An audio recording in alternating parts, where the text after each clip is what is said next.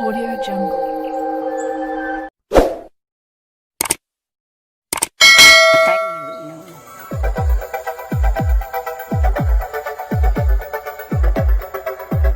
In the remaining jungle of Borneo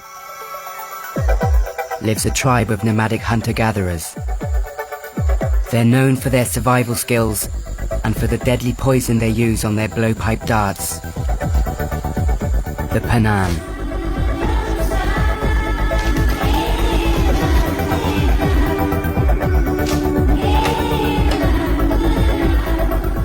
Bala is a semi-nomadic PENAN tribesman.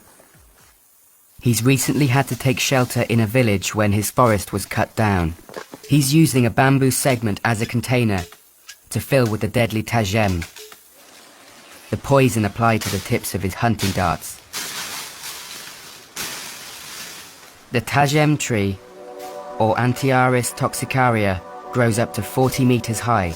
It's widespread all over South Asia and tropical Africa. In its raw form, the sap is deadly when it enters the bloodstream, causing lethal cardiac arrhythmia. But through a special refining process, the PENAN make it even more powerful.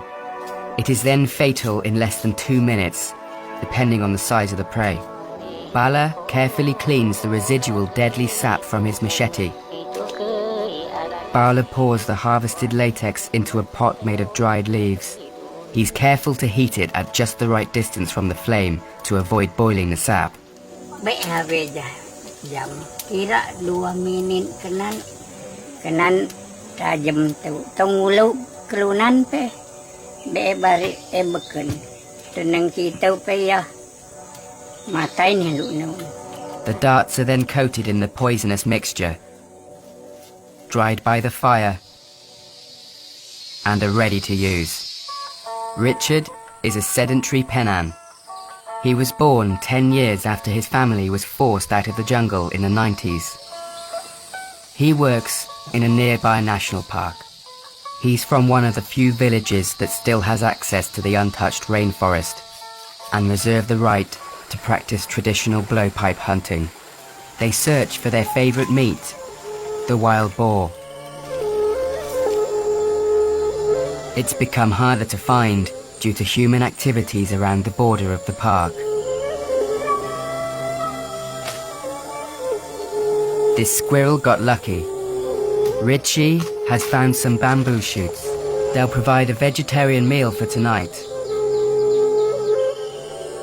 The rivers running through the national parks are clear and free of pollution from logging, which erodes the ground and makes the water muddy. The PENAN can still practice fishing here. They use homemade spear guns. They also fish in swamps using bread. It only takes 3 seconds to catch a fish. Now it's my turn to try.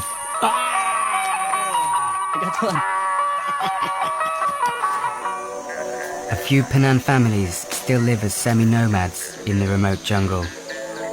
Langub, a sedentary PENAN, guides me to meet them. Nice to meet you. We arrive at a camp built with the help of some sedentary PENAN to facilitate meetings between the nomads and their relatives who have left the forest. Saya lives here a couple of months a year. Nice to meet you. With his 2 sons, Tion and Ajay, his wife, and his 2 daughters. The PENAN keep female names secret to outsiders, so they remain a mystery.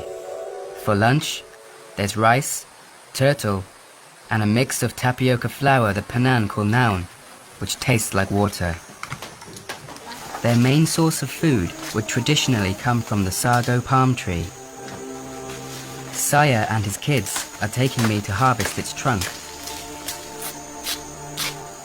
The PENAN take great care not to damage the roots, so the palm will continue to thrive. The palm heart is typically made into a nutritious, non-perishable flour, but it's also eaten raw. In the few villages bordering reserved areas, the PENAN have been offered jobs in the national parks and are allowed to hunt in untouched regions of rainforest.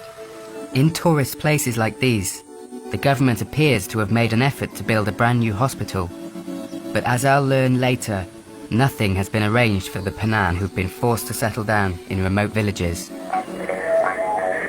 Nyapun was one of the first PENAN chiefs to be forced to settle down. He says he's probably 89 years old. The PENAN used to live in the present. The canopy would hide the sky so they couldn't count moon phases or years. The spear attached to the end of his blowpipe is a reliable secondary weapon. Tribal wars are still in living memory, and encountering wild animals like giant pythons and sun bears could still be deadly.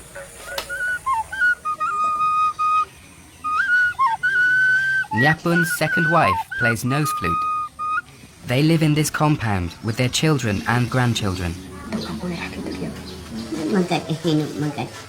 Sama dia cakap dah situ dah. Uban melah lebih lah memang pas situ lah malah dah situ lah. Tapi pengaruh lakau tu cahaya pita seluang pita dekat pengumuman itu uban. Ame dah lakau dah tu cahaya ame uban. The older PENAN folk suffer most from their lost nomadic lifestyle and struggle to adapt to life in the villages. Many suffer from depression or have lost their minds. I'm back with Bala. He shows me how to make PENAN bark cloth. These were the traditional loincloths, until cotton replaced them. This plant is used by the PENAN to treat snake bites. It's one of the most useful medicinal plants in the jungle of Borneo, which is loaded with deadly snakes.